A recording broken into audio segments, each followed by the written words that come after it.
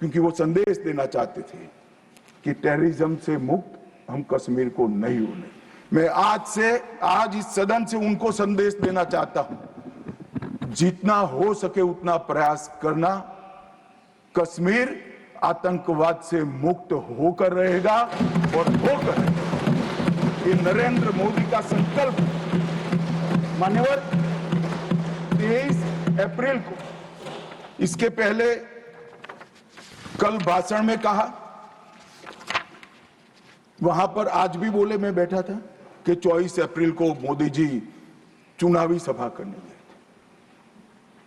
हमारे साथी ने जवाब दिया इनका, परंतु मान्यवर, मैं सदन का रिकॉर्ड क्लियर हो इसलिए मोदी जी वो सभा में क्या बोले थे वो कहना चाहता हूं। मोदी जी ने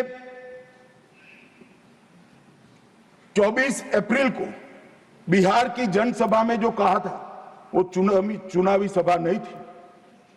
वो 140 करोड़ भारतीयों के गुस्से का प्रतिघोष था, जो इस देश के प्रधानमंत्री की जिम्मेदारी है कि देश की जनता की भावनाओं को दुनिया के सामने ढंग से रखे।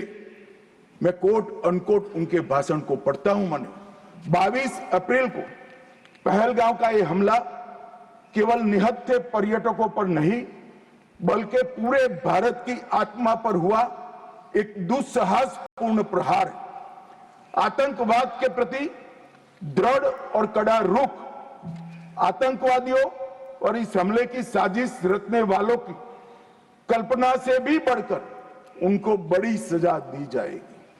आतंकियों के बीच बची खुची जितनी भी भूमि है उसको मिट्टी में मिलाने का समय आ गया है। 140 करोड़ भारतीय इस बात के लिए एकजुट है कि आतंक के आकाओं की कमर तोड़ दी जाएगी। भारत हर एक आतंकवादी और उनकी समर्थकों की पहचान करेगा, उनका पता लगाएगा, उनको दंडित करेगा। आतंकवाद कभी भी भारत की आत्मा को तोड़ नहीं पाएगा। न्याय सुनिश्चित करने के हर प्रयास किए जाएंगे। और आज मैं मोदी जी को बहुत बहुत साधुवाद देता हूं उनकी दूरदर्शी। उनका बोला हुआ एक एक शब्द आज सच हुआ है। उन्होंने कहा था आतंकवादियों की बची खुची जमीन मिला देंगे, मिट्टी में मिला देंगे। साहब, उनके ट्रेनिंग के बाद मिट्टी में मिले हैं, इनके हेडक्वार्टर मिले हैं, उनके लॉन्च पैड भी मिट्टी में मिलकर जमीन दोस्त। उन्होंने कहा था कि इनके आकाओं को नहीं छोड़ना।